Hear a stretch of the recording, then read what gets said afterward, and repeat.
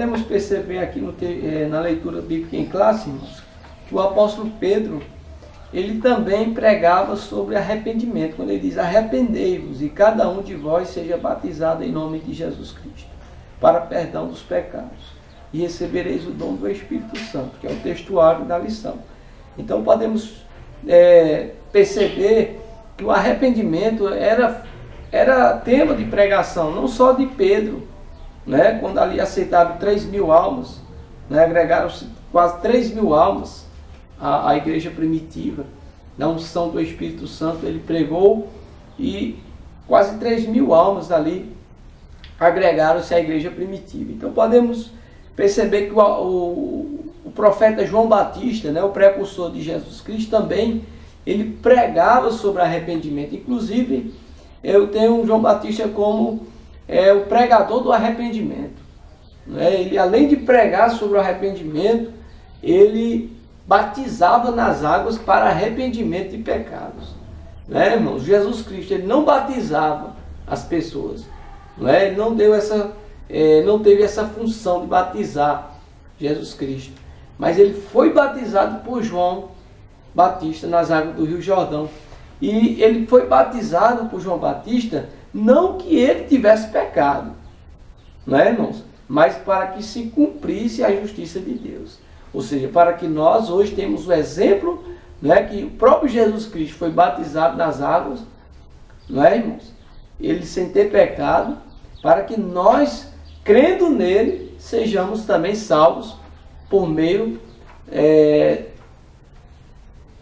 A salvação se dá pela graça, por meio da fé, mas também associada ao arrependimento. Porque quem confessa e deixa alcança misericórdia, mas aquele que encobre o seu pecado, a sua transgressão, nunca prosperará.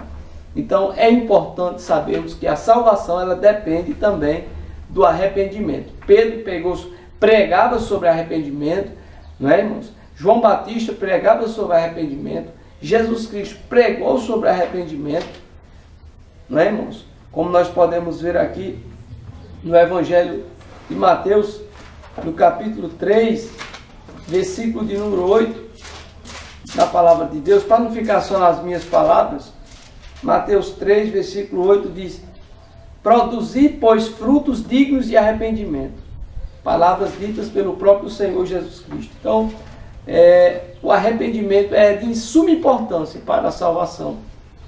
Jesus Cristo mesmo disse a Nicodemos que aquele que não nascer de novo não pode ver o reino de Deus. Então esse novo nascimento envolve a conversão, a mudança de mente, a mudança de consciência, a mudança de atitude, não é, irmãos? Porque Deus ele não quer só o coração, como dizem alguns que eu considero como heréticos, falsos mestres, falsos profetas, que Deus só quer o coração. Não, isso é um falso ensino.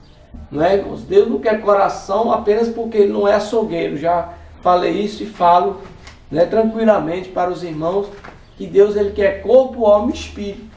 Nós podemos ver aqui em 1 Tessalonicenses, no capítulo de número 5 da palavra de Deus, versículo de número 23, o apóstolo Paulo ele diz assim: e o mesmo Deus de paz vos santifica em tudo, e todo o vosso espírito e alma e corpo sejam plenamente conservados e irrepreensíveis para a vinda de nosso Senhor Jesus Cristo. Então, nosso corpo é o templo e morada do Espírito Santo. Lá em 1ª carta do apóstolo Paulo aos Coríntios 3, versículo 16, ele fala sobre isso. Como é que nós vamos prostituir, né, o nosso corpo, que é o templo do Espírito Santo? Como é que nós vamos adulterar se nosso corpo é o templo e morada do Espírito Santo? Não é, irmãos? Como é que nós vamos andar com vestes indecentes? Não é, irmãos?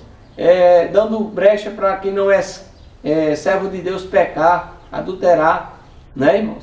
Se nós somos igreja de Jesus, se nós somos filhos de Deus, sal e luz na terra, nós temos que mostrar a diferença. Não é, irmãos?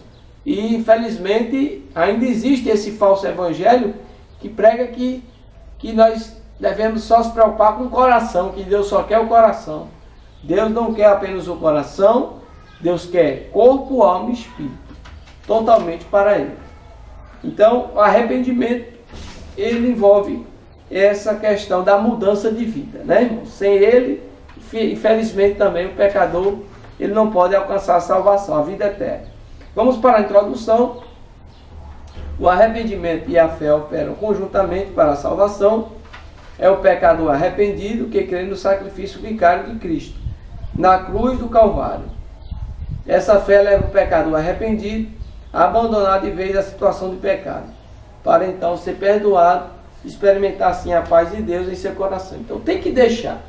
Não adianta a gente confessa hoje o pecado, amanhã já volta de novo a pecar, né? Já volta novamente a fazer as mesmas coisas. Isso não é arrependimento verdadeiro.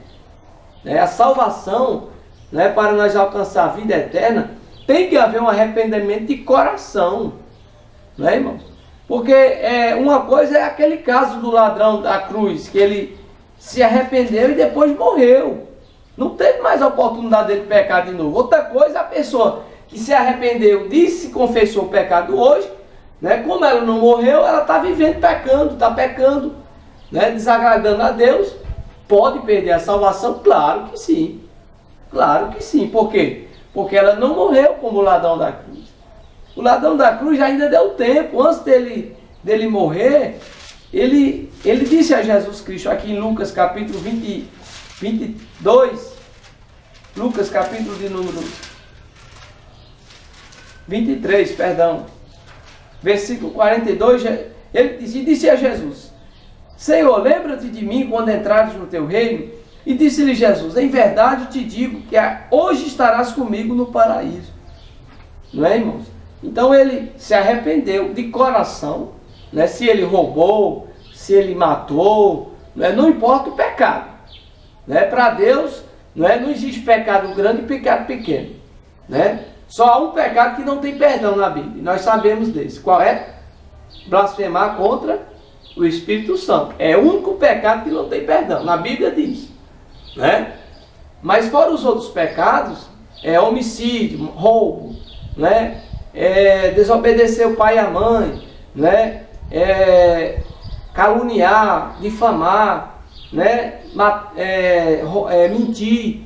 Todos os pecados podem passíveis de ser perdoados por Deus, né? Fora o pecado da blasfêmia contra o Espírito Santo, que não tem perdão. Então, se o pecador ele se arrepende e continua pecando, ele não morreu, né? O ladrão da cruz morreu depois, então ele foi salvo, porque não deu tempo de ele viver pecando de novo, entendeu? Mas se ele se arrependesse ali e dissesse: Jesus, se tu lembra-te de mim quando entrar no teu reino. Se, por exemplo, ele não tivesse morrido, e se ele voltasse de novo a roubar, a matar, ele ia perder a salvação, mesmo ele tendo sido perdoado por Jesus naquele momento. Porque a salvação não é um processo que, vamos dizer, aceitei Jesus hoje, pronto, já estou salvo, né? Não é assim. Se você continuar, né, em obediência a Deus, a palavra do Senhor, né, não transgredir na palavra de Deus, aí sim você será salvo. Nós seremos salvos. Mas se nós aceitamos Jesus, se arrependemos dos nossos pecados, né, e no outro dia faz o mal ao irmão, né, fala coisas absurdas, né, ao seu próximo, maltrata, né, xinga, blasfema, zomba de Deus, aí, meu irmão, a salvação, ela pode ser perdida, aquela pessoa pode perder o direito à salvação, porque ela não vigiou, né? Jesus diz: vigiai e orai, né? Tem pessoas que oram, mas não vigiam, né? Mas Jesus diz: vigiai e orai para que não entreis em tentação, porque a carne é fraca, mas o Espírito está pronto. Se a pessoa não vigiar até o último momento da vinda de Jesus, ele não vai subir, vai ficar para a grande tribulação. Pode ser salvo na grande tribulação pela imensa misericórdia de Deus, porque Deus vai dar a oportunidade daqueles que ficarem na grande tribulação serem salvos, porque Deus é misericordioso, né? E pela misericórdia de Deus nós não somos consumidos, né? Como está lá em Lamentações 3:22. Mas o certo, o correto, é que aquele que aceitou Jesus, ele se converta, ele venha nascer de novo, né? E viva uma vida de santidade, para que quando Jesus voltar, ele esteja preparado. É o objetivo da igreja, é o objetivo dos pregadores pregar isso para as pessoas, quem já creu, quem já aceitou Jesus, quem já foi batizado nas águas, para arrependimento de pecado, não é porque ele foi batizado nas águas, né, que ele vai estar salvo. Se ele foi batizado nas águas e ele voltou de novo a pecar, desagradar a Deus, ele perde a salvação. Então a salvação é algo, irmão, que todo dia nós devemos buscar ela. Todo dia nós devemos buscar a salvação. Amém? Continuando na lição, vamos para o tópico 1. Arrependimento, uma transformação do espírito. Primeiro subtópico, definição de arrependimento. No Antigo Testamento, arrependimento significa mudança de ideia ou de propósito, no sentido de abandonar o pecado, voltando-se para Deus de todo o coração, alma e força. Neemias 1, versículo 9, Isaías 19, 25, 22. E no Novo Testamento, o verbo arrepender é mais fortemente expressado, pois significa converter-se ou retornar. Termos que expressam a mudança de mente, transformação do pensamento, da consciência e das atitudes, isto é, uma verdadeira metânia. Do grego quer dizer mudança da mente, mudança do homem interior, a mudança profunda e radical da mente.